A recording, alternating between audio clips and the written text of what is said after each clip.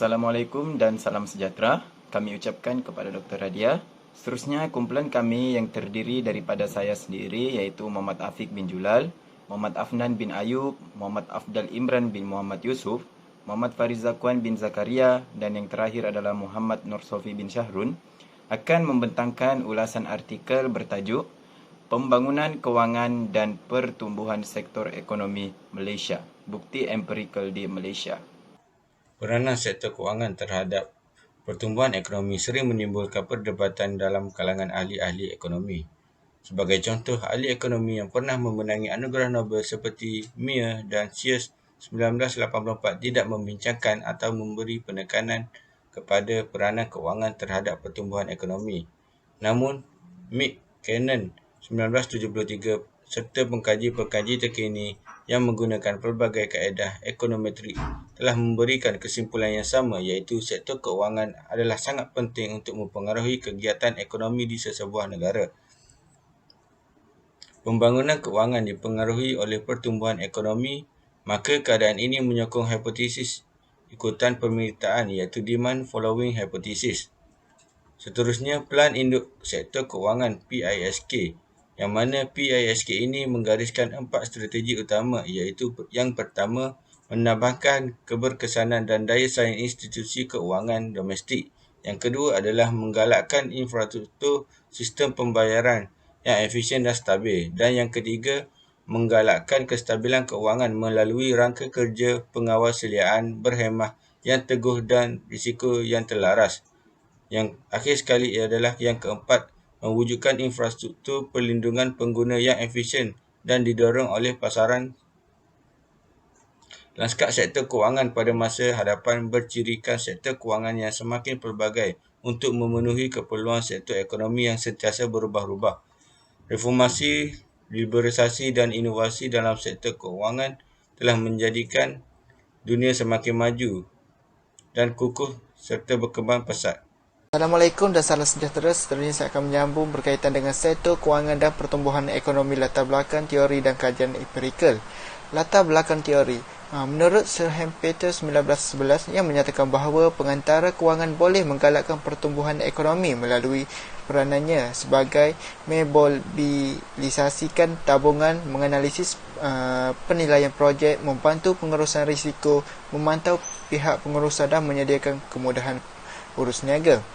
Mengikut doktrin ekonomi klasik, wang bersifat neutral, iaitu pembeli ubah kewangan tidak boleh mempengaruhi pembeli ubah benda ekonomi.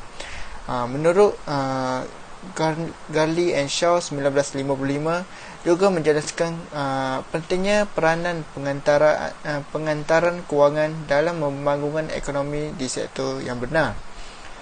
Bukti empirikal ialah kajian empirikal terdahulu telah menghasilkan keputusan yang konsisten, iaitu negara yang memiliki sistem kewangan yang lebih membangun cenderung menikmati pertumbuhan ekonomi dan lebih cepat. Yang pertama ialah kajian antara negara yang menggunakan data di peringkat makro. Yang kedua ialah kajian di peringkat makro dengan menggunakan data industri dan firma. Kajian peringkat makro. Menurut Goldsmith 1969, menyatakan pembangunan dan peningkatan kecekapan sektor kewangan boleh meningkatkan lagi prestasi ekonomi melalui pengagihan modal secara optimum ke aktiviti yang memberikan pulangan sosial tertinggi. Manakala mengikut Kin dan Levin 1993 telah menguji pandangan Schumpeter 1911 yang menyatakan bahawa pembangunan sistem kewangan boleh menjana pertumbuhan ekonomi negara. Terdapat 4 kaedah pengukuran tahap pembangunan sektor kewangan. Yang pertama ialah ukuran tahap kedalaman kewangan, iaitu nisbah M3 KDNK, iaitu nisbah liability cair terhadap KDNK. Kedua ialah nisbah deposit bank domestik terhadap aset bank domestik dicampur dengan aset bank pusat. Yang ketiga ialah nisbah tuntutan sektor swasta bukan bank terhadap jumlah kredit domestik. Yang keempat iaitu nisbah tuntutan sektor swasta bukan bank terhadap KDNK. Kajian peringkat mikro. Kajian di peringkat mikro menggunakan data peringkat industri yang telah dilakukan oleh Rajan dan Gales 1998. Kajian ini juga telah menggunakan kaedah pemodalan iaitu jumlah nilai pasaran saham dan pinjaman domestik sebagai peratusan KDNK sebagai proksi pembangunan kewangan.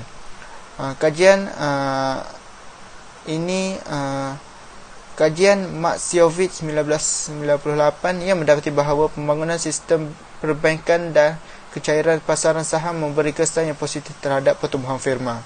Peranan yang dimainkan oleh sektor kewangan akan mewujudkan kesan rantaian yang meluas kepada keseluruhan aktiviti ekonomi negara. Okey, seterusnya berkenaan dengan latar belakang sektor keuangan.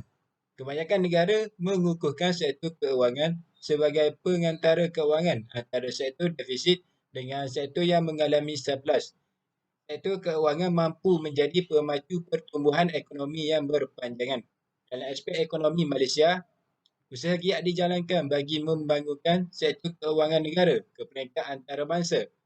Ia dilakukan secara spesifik dengan memperdalamkan, memperluaskan serta meliberalisasikan sektor keuangan negara supaya dapat bersaing di peringkat antarabangsa.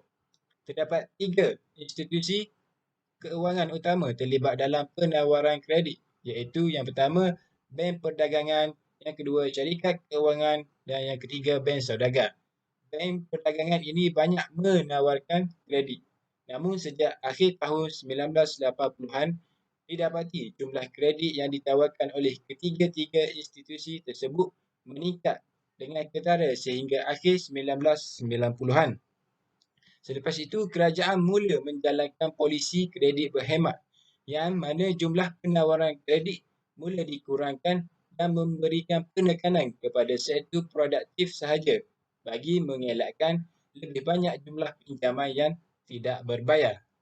Dalam sektor perbuatan, sektor pembinaan, sektor perkhidmatan, insurans dan perniagaan serta sektor perdagangan borong dan rencit, restoran dan hotel menjadi penerima kredit terbesar daripada ketiga-tiga institusi kewangan ini.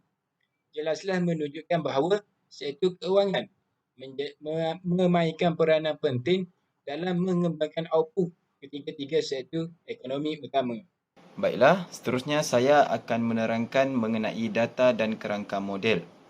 Data dan kerangka model adalah untuk menganalisis dan membincangkan hubungan yang wujud antara pembangunan kewangan nilai, output sektor ekonomi pertama, ekonomi kedua dan sektor ekonomi yang ketiga. Sektor ekonomi yang pertama adalah terdiri daripada pertanian dan juga perlombongan. Sektor ekonomi yang kedua adalah pembuatan dan pembinaan, manakala sektor ekonomi yang ketiga adalah perdagangan barangan dan juga pengangkutan. Pemboleh ubah kewangan yang dipilih terdiri daripada pemboleh ubah kedalaman kewangan, nisbah kredit sektor perbankan, kadar bunga pinjaman sebagai ukuran liberalisasi sektor kewangan. Oleh itu, dalam menganalisis hubungan yang wujud antara pemboleh ubah tersebut, ujian diagnostik perlu dijalankan agar penganggaran yang dibuat tidak menyalahi hukum ekonometrik. Antara ujian tersebut adalah, yang pertama adalah ujian punca unit. Ujian punca unit ini dilakukan adalah untuk melihat tahap kepegunan pemboleh ubah siri masa, iaitu sama ada pegun dalam bentuk paras atau dalam bentuk pembezaan. Yang kedua adalah ujian kointegrasi. Ujian kointegrasi ini untuk melihat kemungkinan wujud hubungan jangka panjang antara pemboleh ubah output sektor ekonomi dengan pemboleh ubah kewangan. Dan yang terakhir adalah model vektor pembetulan ralat. Ianya dilakukan apabila wujudnya hubungan jangka panjang. Ianya juga berupaya menerangkan pelarasan jangka pendek akibat daripada kejutan keseimbangan jangka panjang. Dan yang terakhir, ianya juga mampu untuk melihat arah hubungan sebab menyebab antara pemboleh ubah bebas dan bersandar sama ada bersifat jangka panjang ataupun bersifat jangka pendek. Seterusnya kita akan beralih ke keputusan kajian. Dalam jadual 1 menunjukkan keputusan ujian punca unit dengan menggunakan kaedah IDF dan Phillips-Perron. Hasil kajian mendapati semua pemboleh ubah siri masa tersebut adalah pegun dalam bentuk pembezaan pertama ataupun first different. kewujudan darjah integrasi yang sama bagi semua pembeli ubah tersebut membolehkan kita menguji hubungan jangka panjang atau kointegrasi antara pembeli ubah tersebut. Berdasarkan hasil kajian, didapati tiada hubungan jangka panjang antara pembeli ubah keuangan dengan output bagi ketiga-tiga sektor utama tersebut. Berdasarkan keputusan kajian model VAR, didapati pengaruh pembeli ubah keuangan yaitu nisbah M3 atau KDNK signifikan mempengaruhi perubahan output di sektor pertama. Jika diperhatikan, nilai koefisien ialah 0.0825 yang menunjukkan bahwa output sektor pertama sangat sensitif dipengaruhi oleh pembangunan sektor keuangan. Hal ini jelas menunjukkan bahwa kemajuan sektor pertama sangat bergantung kepada sistem keuangan. Walau bagaimanapun, bagi sektor kedua didapati keputusan adalah sebaliknya, yaitu perubahan output sektor tersebut adalah signifikan mempengaruhi perkembangan sektor keuangan.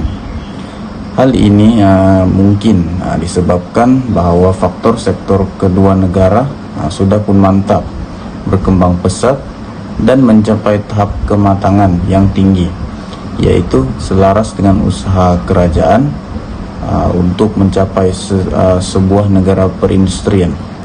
Justru sektor kedua negara masih boleh berdikari sendiri tanpa bergantung kepada sistem keuangan dalam menyediakan modal pinjaman.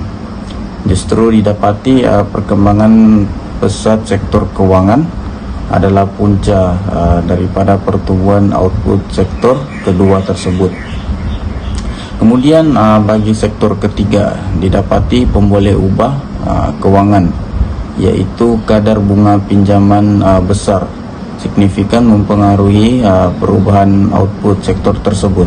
Ini menunjukkan kadar bunga pinjaman sangat penting untuk membangunkan sektor ekonomi ketiga, yaitu sektor perkhidmatan. Maka peranan sektor keuangan khususnya sistem perbankan adalah paling dominan dalam menawarkan kadar bunga yang kompetitif untuk perkembangan lanjut sektor tersebut. Keputusan kajian ini adalah selaras dengan pandangan McKinnon yang mengatakan bahwa kadar bunga benar adalah prasyarat kepada proses pertumbuhan ekonomi di sebuah negara. Secara kesimpulannya, objektif kajian ini adalah untuk memeriksa pengaruh pembangunan sektor keuangan terhadap pertumbuhan ekonomi dalam sektor-sektor ekonomi yang terdapat di Malaysia, yang mana terdiri daripada sektor pertama, sektor sekunder dan sektor tertiar. Dalam kajian ini dapat dicadangkan beberapa strategi yang sangat penting kepada pembangunan sektor keuangan negara. Sektor keuangan negara perlu lebih berdaya saing dan efektif daripada setiap aspek seperti pembangunan produk dan perkhidmatan, penggunaan teknologi dan kepembudayaan serta ekonomi dalam operasi harian. Seterusnya adalah penggubalan PISK oleh pihak kerajaan merupakan satu langkah yang tepat dan kena pada masanya supaya masa depan sektor keuangan lebih cemerlang dan berdaya saing pada masa hadapan di peringkat global. Justru itu, kecekapan dan keberkesanan produk dan perkhidmatan, kestabilan dan pengukuhan institusi keuangan serta infrastruktur yang baik perlu diberi perhatian yang lebih bagi membentuk sebuah sektor keuangan yang mantap dan berdaya saing. Langkah Bank Negara Malaysia mengubah strategi dasar keuangan daripada dasar sasaran agregat keuangan kepada kawalan kadar bunga adalah satu langkah yang bijak bagi memastikan kestabilan kadar bunga pasaran negara seimbang. Itu sahaja daripada kumpulan kami. Sekian, terima kasih. Fearless.